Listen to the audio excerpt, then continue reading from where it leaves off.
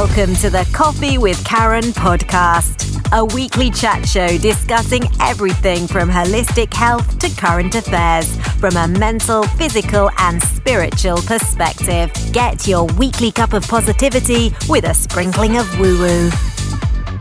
Welcome to a Coffee with Karen, a cup of positivity with just a sprinkling of woo-woo. So every week I have a guest discussing a topic of their choice from either a physical, a mental or a spiritual perspective. So your host, my name's Karen Roberts. I help women who are stressed, overweight, lost their mojo and help them regain their confidence. If you want to find out a little bit more, just go to KarenRobertsCoaching.com. But for today's show, I want to welcome, am I saying this right, Rohini, if you'd like to introduce Rohini, yourself, yeah. Rohini. Share a little bit about your story, about what you do and why you're here. Fantastic. Sure. So I am Rohini. It's probably the only name that you're going to hear that rhymes with bikini. There you go. I run Livewire Media UK, where we do corporate videography and video marketing. And a part of what we do is helping people to develop their confidence so that they can speak effectively and deliver awesome looking videos. We've been doing that for, this is our 7th year now. And we teach people how to do videos virtually, or we can do it for them sort of face to face. Fantastic. And I suppose, yeah, things have probably changed over this last year. Before, were you doing it virtually, or is that purely down to the position that we found ourselves in over the last year? No, I was doing it virtually beforehand, but then when the pandemic hit, a lot of businesses, because they'd seen what I was doing online anyway, because I was always sharing my tips and tricks, they saw what I was doing anyway, and then they realized that they need to start looking at their video strategy. People kept coming in from all sorts of different locations, some the US, some down under in Australia. So logistically, it wasn't possible to travel to them. So I had to effectively do it all virtually. So that's how that kind of grew. Okay. So can you share with the listeners, what made you step out into this? What's really your story, how you got here? So when I was about 6 years old, my dad is a massive camera tech geek. He has to have the latest of everything. And so, do you remember those like digital cameras, the ones that were like the size of your head? He brought home one of those, and he was really fascinated with how it all worked. And it was the first time I'd ever seen a camera, let alone like a digital camera. And I just became fascinated with how I can point this piece of glass, which was the lens, and have it appear on the screen, which was behind the camera. And it just provoked my curiosity. And from then on, I kind of became fascinated with how things work sort of internally, how people work internally, and how technology works as well. And so video was kind of always a part of my life in one way or another. Then I went to uni and I studied media at uni, and I knew that when you're going into the media industry, it was all about who you knew, not necessarily what you know. So I made it a point to network a lot with corporate people when I was at uni. So when I left, I was like, right, people, I need some money. Come at me. Like, what have you got? I've got this really nice camera and I can make you an awesome looking video. So it kind of started out as a hobby. Then I went to work into the TV industry for a little bit, left the TV world and set up 2 businesses and moved house within a month. Wow. Okay. So, I mean, for a lot of people, I don't know about you, but I would say, I don't know, in the last 10 years, and maybe I'm talking about from my children's perspective, we really have grown. They really have grown up in this era of social media where they're very used to and very comfortable maybe taking selfies, taking photos, but then they would be a little bit less confident about taking video, doing video of themselves. Why do you think that is? There's been a sort of a turnaround. Massively turnaround, because especially for the elder generation, because they haven't grown up with the technology like the younger generation have.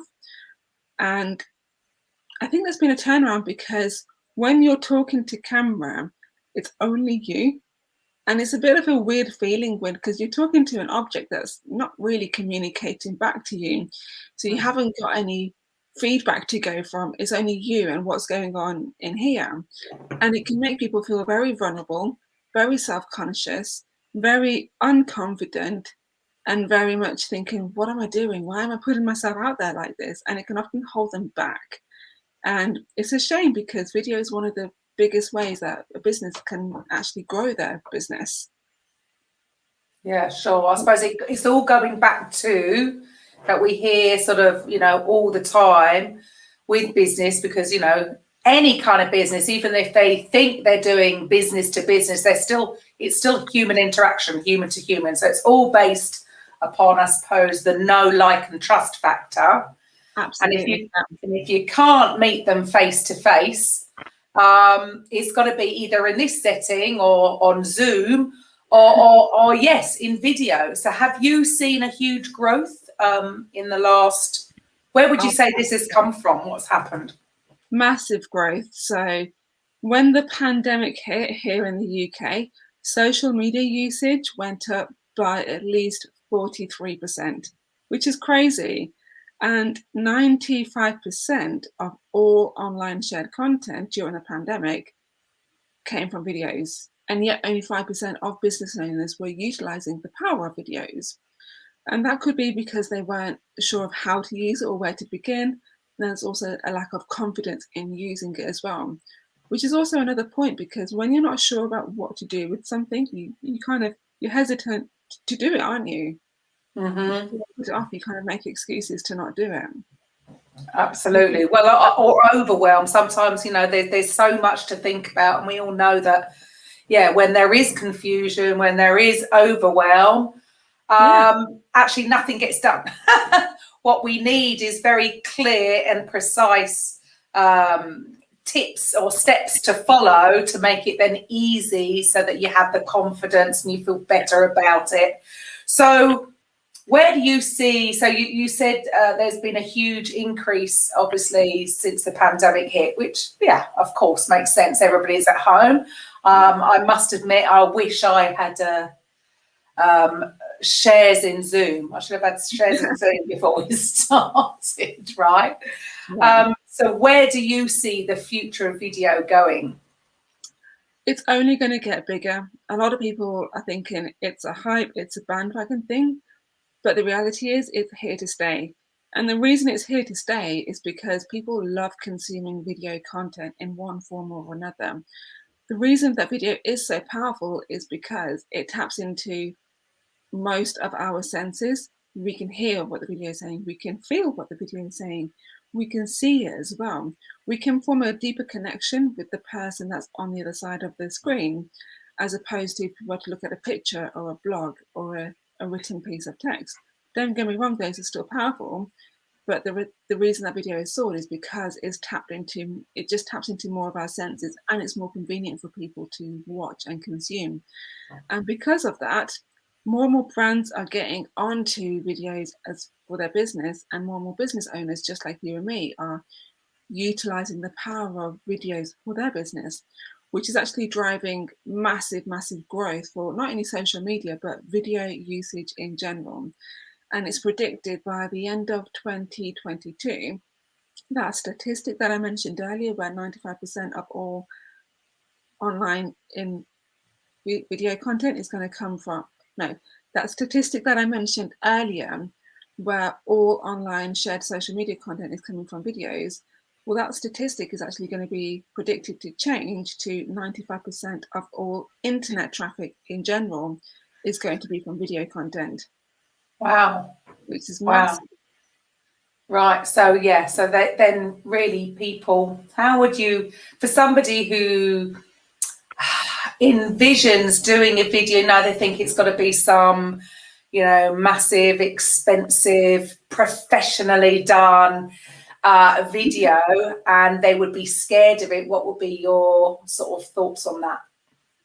Well, the first thing I say to people who feel like that is, I felt the same way, which was ironic because I'm a videographer, And yet I hated the idea of being on camera because, well, for example, like it took me 2 hours to do my first pre-recorded video because I kept getting everything stumbled. I froze, I got the sweaty palms, I got nervous, everything. But then I started to apply some tips that people had shared with me over the years, and it gradually got better. And also with my first live video as well, I had to delete that because it was just awful. So the tips that I will share with people to help them to get over those nerves and become confident in speaking on camera is tip number 1.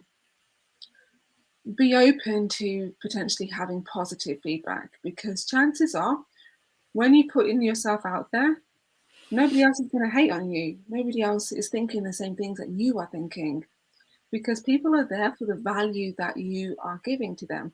They don't care about how you look or how you sound or what you're presenting like, because they're bothered about the value. That's what they're tuning in for. Like nobody has ever purchased from me as a result of how my hair looks. Yeah. Well, and why is it? Why do we put so much importance, or we feel that it's got to be absolutely perfect? And yeah, why do we think that people are going to be judge us rather than just take us at face value, or just like we were having a conversation if we met in the street? You know, where does this all come from? I think a lot of people build it up in their minds as to what it should actually be like. And when you're doing videos, it's a lot easier to compare yourself to the people out there who are already doing it, who are already experienced, because there's loads of that. And there's not enough people who are sort of inexperienced doing it. So I think subconsciously we compare ourselves to other people and we think, I've got to be as good or as better as that person. And 99 times that's absolutely not true. So we build it up in our minds as to what we actually want to be presenting like. And if that image of ourselves isn't perfect, then we criticize ourselves. We look down on ourselves. We feel vulnerable. We feel lack of confidence. And we think that everybody else sees that within us when actually they don't. No. They care about what you are delivering to them, the information that you are giving to them. They don't care about pretty much anything else. Right. So for somebody out there who's never done video before, yeah, but they want to do something to promote their brand on video, where do they start? There's a lot of places that they could start. And now, you mentioned earlier, like if they're unconfident with doing videos. So I would first of all recommend working on your mindset, because that's a big part of also business growth as well. So work on your mindset, become confident, be open to having feedback. And then also when you actually do your videos, hold up some notes underneath the lens. So that way, if you do lose your train of thought, then you've got your notes to refer back to. And your eyes aren't deviating away too much from the lens. So you're always maintaining the eye contact with the viewer. And also hold up a vanity mirror behind the lens as well. Because we have a tendency, especially when we're first starting out, to want to look at ourselves. And as beautiful as we are, the viewer wants you to maintain eye contact with them. So by you holding up a mirror or positioning a mirror behind the lens, you can look at yourself, and to the viewer, it doesn't look any different. Ah, there you go. Didn't think about that. That's something new. Cool. And yeah, I mean, one thing I do say to people is just to get in the habit of doing it. I mean, we've got everything at our disposal, right? We've got phones that can video us. So even like myself, years ago, I come from the fitness industry. So if ever we qualified in a new discipline, we would have to submit a video of us teaching a class. So I'm very much an in-person person, right? So I'll be fine teaching it. And then the moment that I knew that a camera is aimed at me, I would just turn into this blubbering wreck. And it took a very long time for me to get over that. But it is just, you do realize that it's just this comfort zone that you've got to step out, and that the more you do it and more relaxed, like in the beginning, I would try and script everything. And in the end, I just throw it away and I'd say to people, just speak from the heart, because otherwise an absolute script, you can just tell, can't you? If people are reading from a script. And I always say to my clients who feel nervous before they start working with me, you know your product or your service or your business better than anyone else. So talk about it from the heart, because when you do that, people can sense your passion. Whereas sometimes when you're scripted, it can come across as a little bit robotic, and nobody likes that. Yeah, absolutely.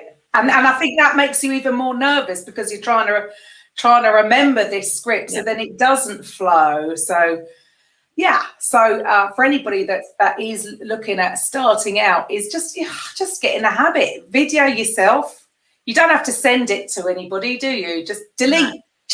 But it is just getting in practice of almost seeing yourself on video as well, right? There's a psychological reason why we hate the sound of our voice, though, on camera. I mean, when you first watched your videos back, did you think, oh my God, I look awful, I sound awful? Yeah, and do I sound like, that's not me, that doesn't sound like me, because I listen to me in my head, and I sound very, very different to when I hear it back. Yeah, why is that? The reason that is because our ears are obviously close to our jawline, so to us, the sound is coming from our jawline. Whereas to other people, as they travel through the air, the sound changes, so the voice does sound naturally different. So when we hear ourselves speaking, it's because we're hearing ourselves talking from the jawline here. So the acoustics are different to what somebody else would actually hear. So when we hear ourselves speak on camera for the first time, that's how we actually sound to other people, which is why we hate it, because we're not used to seeing or hearing that. Yeah, sure. That makes a lot of sense. That makes a lot of sense. Yeah. So what do people need to consider initially when they're thinking about starting to do video? Yeah. One of the first things is to consider is why you want to do videos in the first place. Like, what's your purpose behind it? Is it to get more leads? Is it to boost your exposure? Is it to get your brand credibility up? Is it to share internally? Whatever that particular need is, write it down, because there are different types of videos that will serve a different type of purpose. Once you understand what the purpose of the video content is, then have a look at your audience and look at their demographics. Where do they hang out? Not just online, but also offline as well. Like, where are they consuming their content from you? How do they consume their content? Do they look at it on a laptop? Do they look at it on a mobile? What kind of language are they using? The point I'm trying to make here is the more in depth that you know your audience, the better, because that way you can target their pain points. Now, when it comes to talking about people's problems on camera, because they always say to give value, and the way to do that is by solving people's problems. When your viewer comes to you, or a client comes to you in general, they're always going to come to you with the symptom, or the symptom. Now, the symptom is always going to have a deeper rooted cause of the problem. Now, your job as the business owner is to get to the deeper rooted cause, because when you start creating content that targets the deeper rooted cause of that particular problem, that's when you want to be a winner. Nobody wants a solution to their symptoms. They want a solution to their problems, because they don't want that problem to exist any longer. So, for example, if you were, say, a beauty person, you could do a video about top 10 makeup hacks to make you feel more confident, because that way you're talking to the surface level problem, the symptom, but then you're also saying this will help you to get more camera confident. This will help you to develop your confidence in another way. So have a think about the deeper rooted cause of the particular problem and start creating content around that as well. Don't overthink what you're going to talk about either. Don't overthink the video, especially when you're first starting out, because you can get overwhelmed with that, and nobody likes to feel overwhelmed, nobody likes to feel pressured. And people can sense that as well. Talk from the heart. Talk about what it is that you love to talk about. You can also give the viewers updates about your business as well. So if you're launching something new, get on a video and say, "Hi guys, I'm just launching this new product. Here's where you can check it out." Or you can use videos to kind of show the behind the scenes process. People love to see the authenticity. They love to see what's happening behind the brand because, as I'm sure you're aware, Karen, nobody likes a polished look anymore, really. Don't get me wrong, the polished looking videos are great, and I would like to get onto that later on. But in the beginning, just be 100% yourself, which is, I know it's a lot easier said than done, but it's like, imagine that you're just talking to one person, because that's it. You're just talking to one viewer on the other side of the lens. That's it. There you go. So there's lots of different types of video that you could be doing that's going to benefit somebody, whether they have a company, whether they are their brand, or whether they're just a one-person band, right? They're self-employed. So should we have a look at the different types of videos and what would help each individual one? So where would you start? So I think when you're starting out, if you're somebody who's not confident on camera, you could start to give tips and tricks about how your particular product or your service will help the viewer, because that's something that you are going to know in depth, inside and out, and you can probably talk about that fairly confidently. So start off with tips and tricks videos. People love to see like the value that you're going to be giving to them up front as well. And then there's also the proof in the pudding, testimonial videos. People love to see real life testimonials from real life people. Now, people tend to think, oh, but testimonial videos are staged. Yes, they are staged, but they're coming from an authentic person. And if that person has had a good experience with you, chances are they're willing to do a testimonial for you. They're willing to share how great the product or the service that you offer them actually is. So when you're with a client, ask them to just do a quick testimonial video for you. Chances are they're going to say yes, especially if they've enjoyed your service. And what that will do for your viewer, it's the same principle as if they were to read a review online. It builds the credibility, it builds that trust, and it builds that likability. And it makes the person think, well, if they've solved that person's problem, maybe they can solve mine. Absolutely. Incredibly powerful, actually. Incredibly powerful. So with regards to also, I think time aspect can be a little bit of a fear factor for some people, because in their mind, if I've got to do a 30-minute or that's too much. But would you say less is more? Yes and no. So chances are, if you're somebody who is super busy, there is stuff, and this is going to sting some of you, the chances are there's stuff on your calendar that doesn't need to be on your calendar. Now, that's a bit of a truth bomb for some people, but have a look at your calendar and think, what tasks can I outsource to free up my time? What tasks don't actually need to be done? Because chances are something on that list can get removed or be done externally. So look at the ways that you can free up your time. People tend to also think video is massively time consuming. And it is if you are doing the editing process and the sharing process, which is why it's better to outsource that to a professional.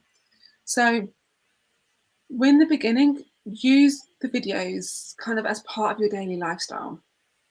So I did this, especially when I was starting out. I would do a quick live video in the car to say, I'm just with a client at the moment.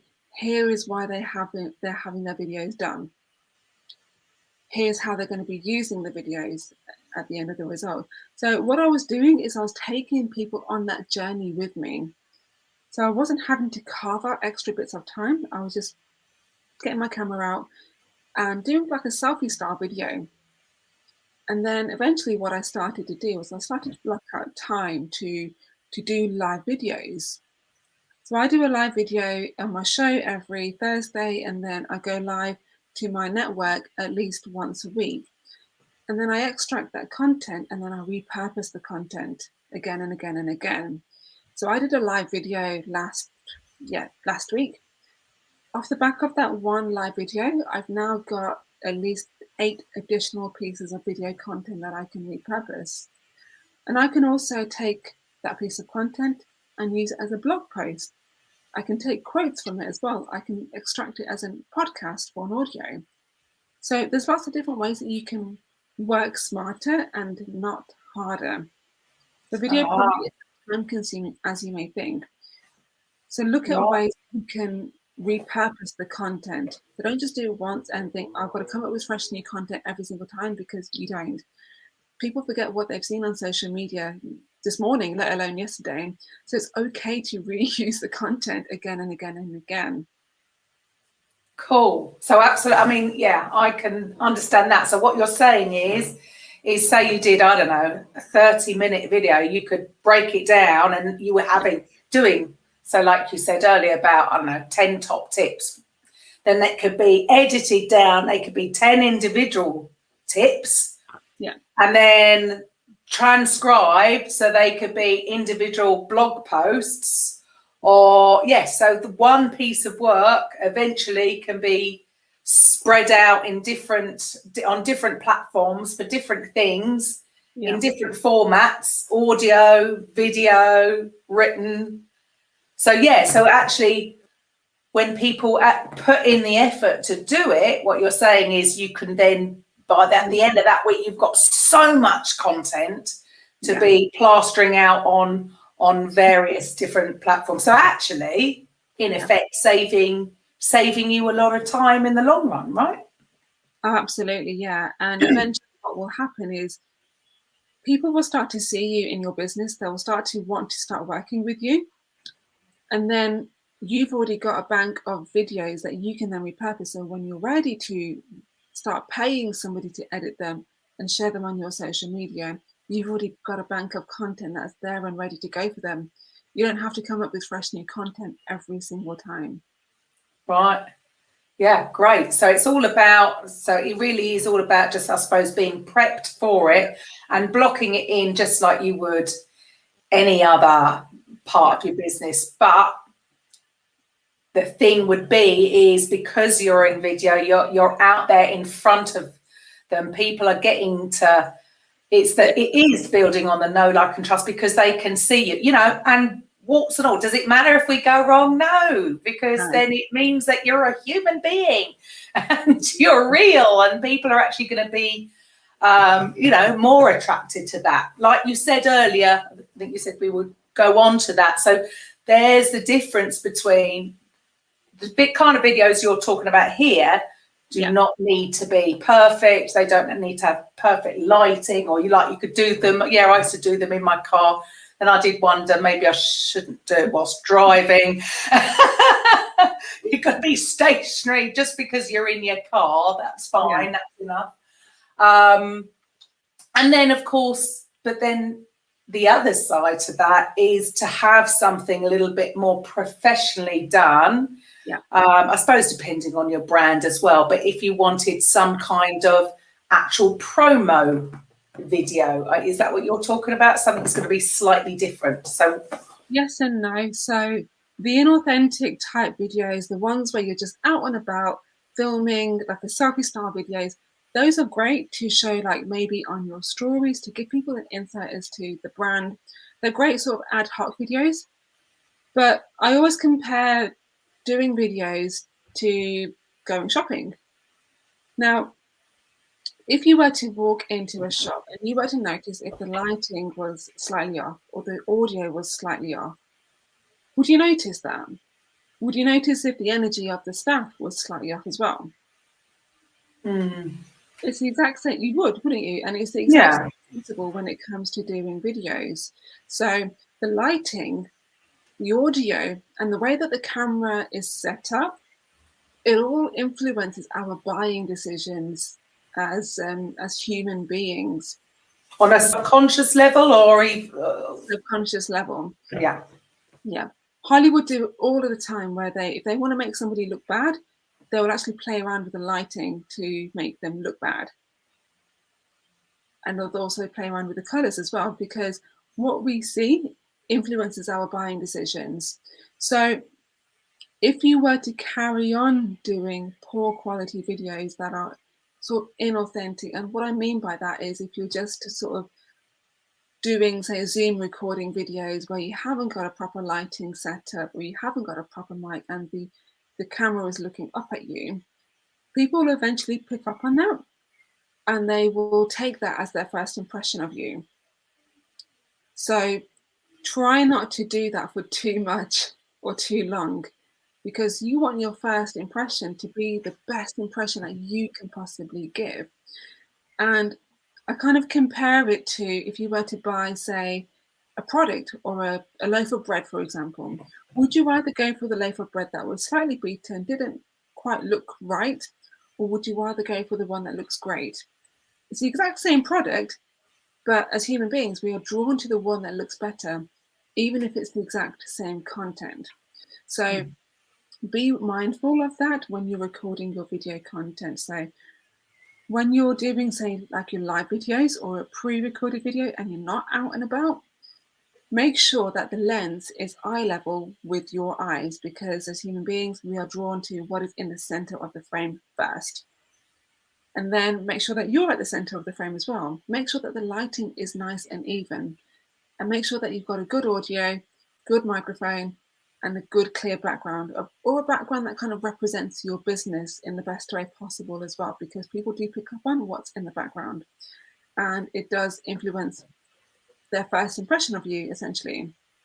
So it sounds a bit contradictory to say do polished videos, but then also do like unpolished videos as well. I think in the beginning, you can get away with doing the unpolished looking videos, and it's not that difficult to achieve either. But eventually you will get to that point where people will start expecting that level of quality from you. Right. So initially, how can people start off? So let's go through stages. So somebody's completely new. How can they start making videos just themselves? Would you recommend just their phone, or would you recommend a laptop? What would you recommend they start with? I would prefer the phone, because the phone has better camera settings. When you get your phone, it comes with the standard camera settings, so you will have to fiddle around with the settings to optimize your camera. I have a course that teaches people how to do just that. So when you're first starting out, doing like selfie style videos is great. It's a great place to start. And then when you start to get more comfortable being on camera, you can get yourself a little selfie stick tripod, which is like a selfie stick, but it has legs on it that kind of split out like that. And then you can position your phone on that, and you can start talking straight to camera as like we're doing now. And then eventually, if you can, get a professional, get a studio if you like as well. Block out pieces of time in your diary to get professionally recorded video content done. Or actually, what we've been doing for a lot of our clients in the past few months is we've been showing them how they can optimize their smartphone, get the best lighting, get the best audio, and then they've been sending the videos to us for us to then edit, which saves them so much more time and so much more effort as well, because all they have to do is focus on recording the content, and we'll add in everything else for them. So those are to think about later on down the line. Okay, and would you recommend? I know for mine, I do have a mic that I plug in, or are most phones sort of are good enough these phones are good enough. It's more so the room that you're in is something to be considered. Think about the acoustics in the room. Like, are you getting a big echo? Is there a lot of background noise maybe happening from outside? If you do have a big echo, or the audio in the room isn't quite right, you can get yourself what's called a lavalier mic, or lavalier mic, different pronunciations. When you get it, make sure that the jack end of it, as in the bit that plugs into your phone, it has 3 clear black lines in it, because if it has 2, it means that it's not compatible for your mobile phone. So make sure that you get the one with 3 mobile phones, 3 black lines, and clip it on just about here, because that way you'll get the acoustics just right for the correct level of audio. Right. Okay. So that's for somebody who's just starting out, so they can start by themselves, just with their mobile phone, maybe get a selfie stick or some kind of tripod to actually hold it on. And then again, depending on where they're going to be doing the video, like sometimes if you're at a networking event or somewhere where there's lots of background, lots of talking, by having that mic, which will just literally plug into the phone, is going to help with all of that. So that's stage one. Yeah. So then for somebody moving on, how do you help then business owners maybe sort of move to the next stage? So we can show them what equipment that they would need to purchase in order to record the videos themselves from home. So for lighting, you can get a softbox light. They're quite big, but they're very, very powerful in terms of how they distribute the light. Now, if space is very, very tight for you, you can also get yourself a ring light. Ring lights, they vary in size, so the bigger, the better. And obviously with that comes the price tag, so look at your budgets as well. Softbox lights come in for around about £20 each, whereas ring lights can go from like £5 to £10 right up to £120. So have a think about your budget when you're looking at the equipment to purchase. And then in terms of the microphone, you don't need a big fancy expensive microphone. It looks great aesthetically, but the lavalier mic will do the job. Now, if you did want to go for the aesthetic look and get a big microphone, amazing. Any podcast microphone will do pretty much. You can just plug them straight into your laptop or your phone and you're good to go. And then make sure that you've got a good background as well. Now, if you're doing the green screen background, make sure that you light up the green screen separately, because what can happen is you get like a green halo around you and it doesn't look good and you'll look a bit glitchy. You've probably seen it sometimes on Zoom where people have got the green screen background and the lighting hasn't quite been right, so their hair sort of like glitches in and out or something like that. So yeah, it would depend what hair color. I did go green for a little while, then I had a panic. I thought, well, I can't have a green screen because then my hair is going to blend in. Exactly. So you've got to think about these things. So Okay. So green screen separately from both sides. So that way the green screen is nice and evenly lit, and then also have a light on you. So you are lit up separately to the green screen. And it will kind of differentiate you a bit from the background, because what can sometimes happen is if you don't do the lighting properly for your background, you can blend into it too much. Yeah. Yes, I know I've seen that a lot, and I think with Zoom, I think you can have a green screen without having a green screen, if you know what I mean. So sometimes they just all of a sudden they'll disappear into the yeah, which is a little bit odd. Okay, so that's part of the service that you offer. So you can, number one, you can help advise on equipment for people if they're just starting out. So phase two would be if people were doing a lot of video, they could just upload them straight to you so that you edit it. Can you make them look more beautiful? And what can you do for me, Rohini? Well, everyone looks beautiful anyway. So it is, because that is what takes the time, isn't it? Editing and then uploading to whatever platform, it can drive me mad. Part of what we do and part of what the audience should be doing when they're considering video is looking at the platforms that their audience hang out on the most.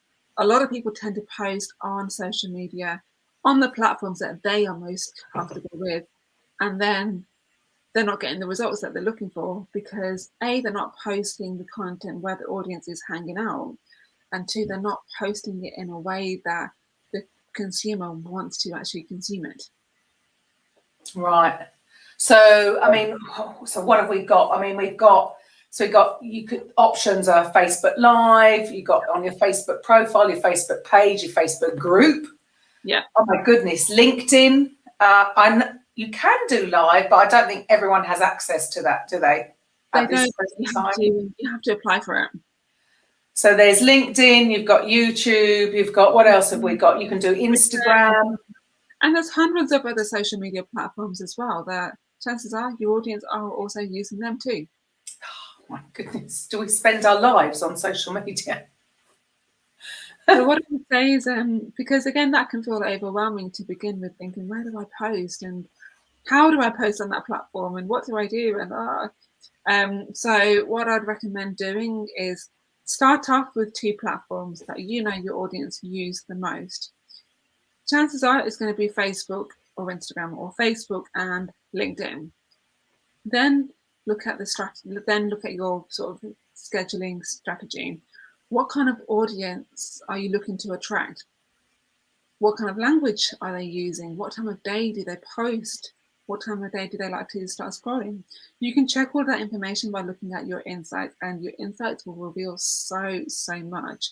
So do your research using your insights, which you can access via your business page, or on LinkedIn, you can access that via Sales Navigator, and make a plan based off the data as opposed to what you think is best.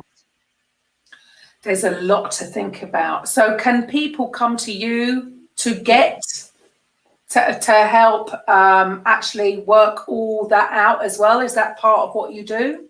Yeah, we can do all of that for them.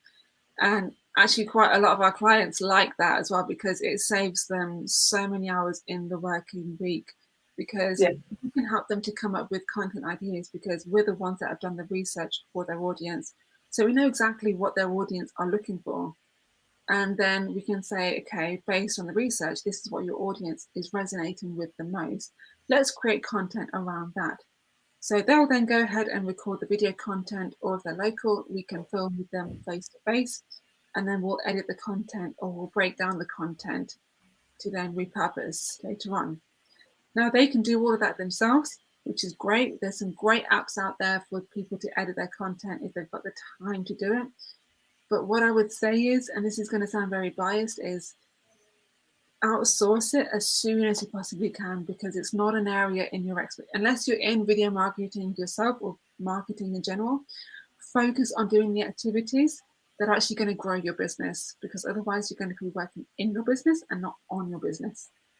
Absolutely. And that just goes completely circles back to what we said at the beginning. When there's overwhelm and confusion, you don't want to get anything done. Whereas when you have a specific almost roadmap, and then a strategy, like you've got your daily method of operation, you know what videos you're going to do that day, that's going to save someone a whole ton of not just time, but headache and research, and then going over and checking. That's just going to eliminate so much of the stress, which is probably what puts people off even attempting it in the beginning, because it just seems like this is going to be a huge job and I just don't have time for it. So you're going to be saving people time as well. So for you, I mean, why do you think people should invest in videos? Because it's what their audience are already consuming.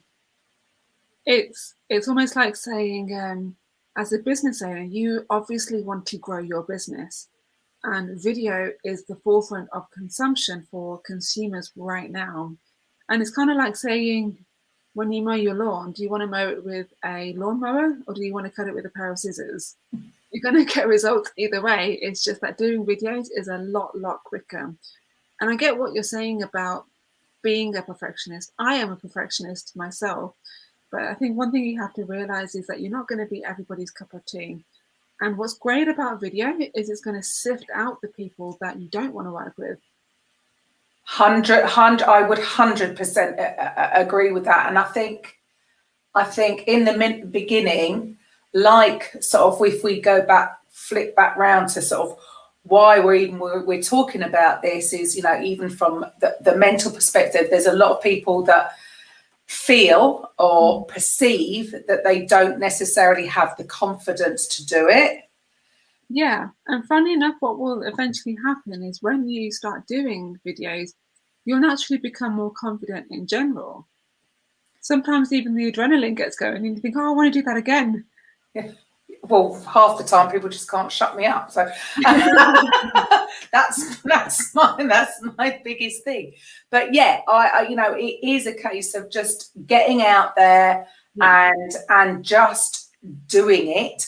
And again, like I think in the beginning, there is this kind of thing that's attached to it. Oh, are they not going to like me or whatever? And once you get over, so my biggest tip to anybody out there is when you get over the fact that, like you just said, some people will like you, some people will love you, some people won't.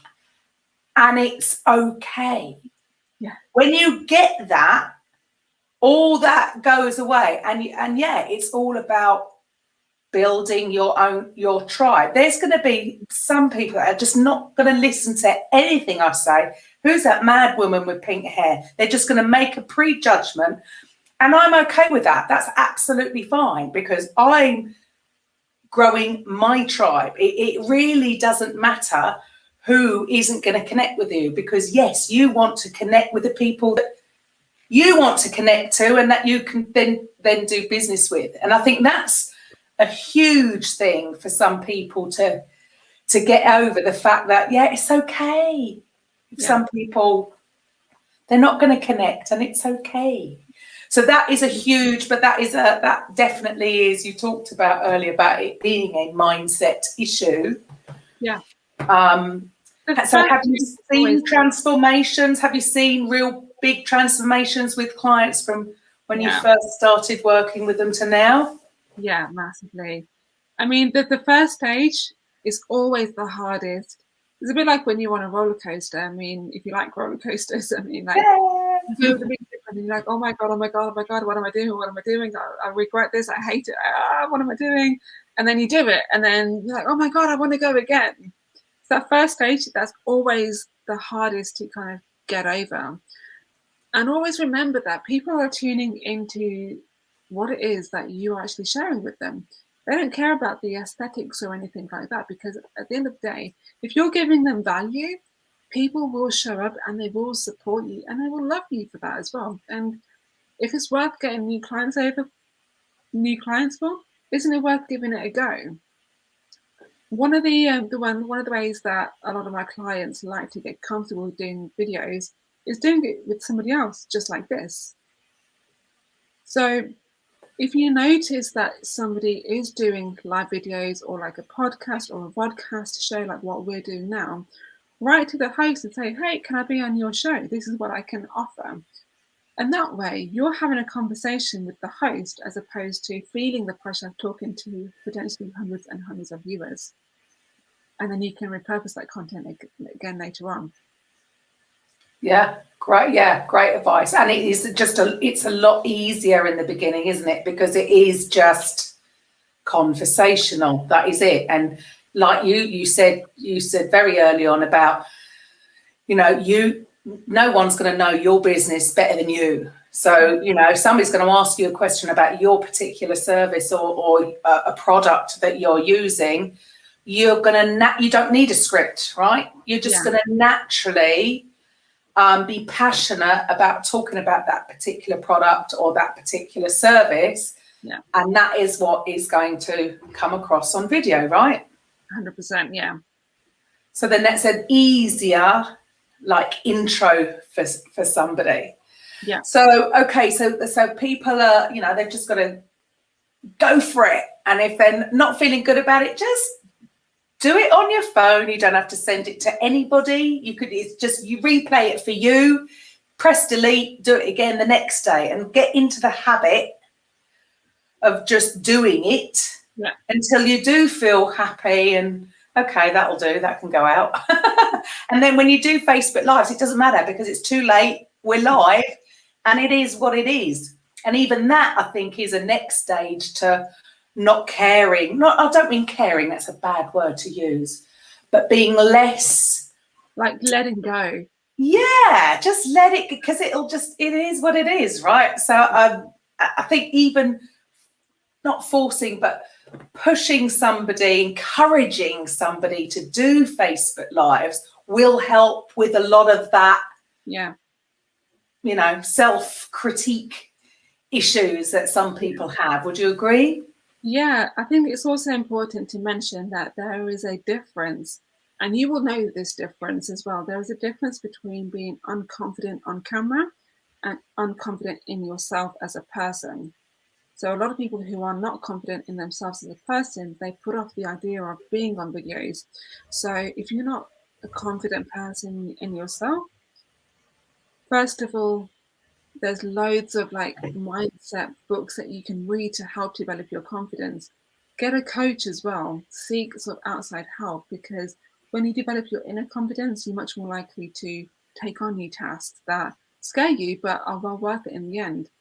So just be mindful of that. Like, there's a difference between being unconfident on camera and unconfident in yourself as a person. So actually what you're saying, doing this kind of work can actually have a lot more of an impact on somebody than just even their business. It will usually highlight the reasons why they are not particularly confident, and they don't necessarily have to share that in public unless they want to.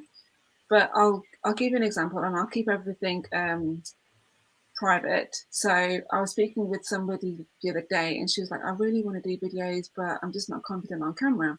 And the more we spoke, the more I realized that it's not a camera confidence issue that she actually has. She's been knocked down a lot in her life in general, and she's now rebuilding it back up again. She's healing through stuff. She's going through stuff internally. And until that kind of happens, that camera confidence is always going to be there. It's always going to be a thing for her until she starts to love herself, accept herself internally, and actually think, I'm not perfect, but I am an awesome badass. Excellent. Well, there you go. So then that transformation is going to be way more powerful than just what actually she thought originally she was coming to you for. Yeah. Because she's going to get so much more out of it. And as we all know that we need to step out of our comfort zone. That is where, it's just the old adage. That's, if nothing grows in comfort zone, it's all out there. Yeah. So it's such a good lesson, I think, for anybody, because you're constantly pushing yourself to actually step out that comfort zone. And it is about becoming comfortable, feeling uncomfortable. It's okay. But it is something that we're going to naturally shy away from in the beginning.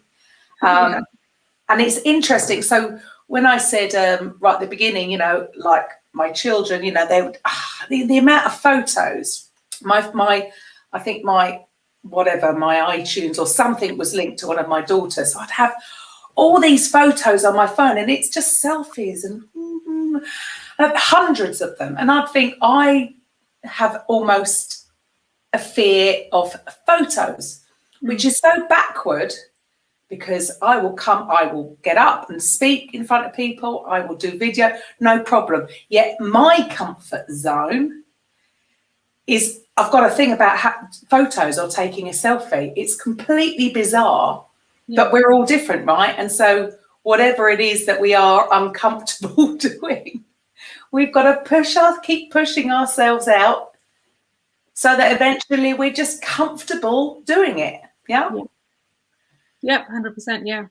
Interesting. So if there is anybody out there who knows that it would probably benefit them, their business, and they would like to sort of start, but they don't have the time, and maybe they would like somebody to edit them, how would they get in touch with you?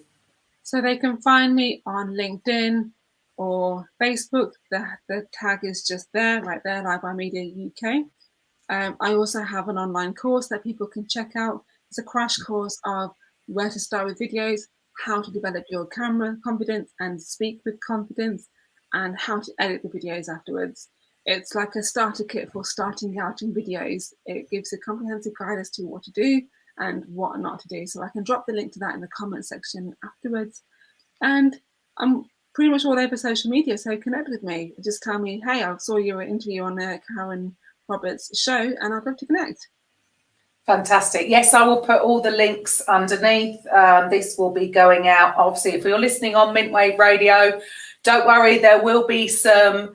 If you go onto the Mintwave Radio website, you will be able to find it. Otherwise, just go to KarenRobertsCoaching.com/blog and you will get it. But if you're listening in on other places, you will have all the links down below. So fantastic. So for you, how long have you been doing this from a business point of view, Rohini? About 7 years now. Yeah. Started making videos when I was about 6. I just started calling it a business about 7 years ago. And have you found there's been huge growth? Yeah. What's changed, would you say, in the last year because of COVID? Probably my mindset. Yeah, I think for each stage of your life, your mindset needs to be at that next level. So I've done a lot of growing within myself to get to that next level. I think in terms of videos, what's changed is there's been a massive consumption for videos. People just can't get enough of them. So a lot of businesses have started to realize the power of videos and started to want to use it for their own business to not only work smarter, but not only it's just basically, it saves them so much time in the long run, because they don't have to go out to networking unless they actually want to. They don't have to spend as much time on their other marketing efforts unless they want to. Yeah, sure. And then and another thing to think about is, once you've done it once, like if you built up a whole library, depending on sort of obviously what business you're doing, but if you're in the sort of training, coaching arena for anything, doing videos for the how-to, once you've done it, what is there? You've got a library of stuff that you could send clients if they need help with anything. Even things like that can help time. I personally, if I'm trying to show somebody something, I'll use Loom, because there's so many things out there. There's so many different apps. It just makes life so much easier, because if somebody can be shown something,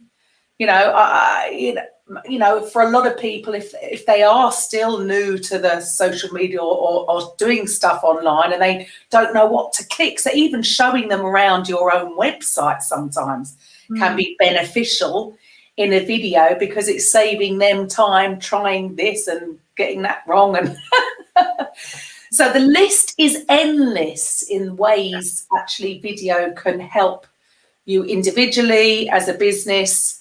So thank you very much for your time, Rohini. Again, I have all the information down below. And so even if it is really to do for a confidence boost, I think the transformation for somebody who is very camera shy to just getting in front of the camera and you said it earlier, talking from the heart, doesn't have to be anything scripted.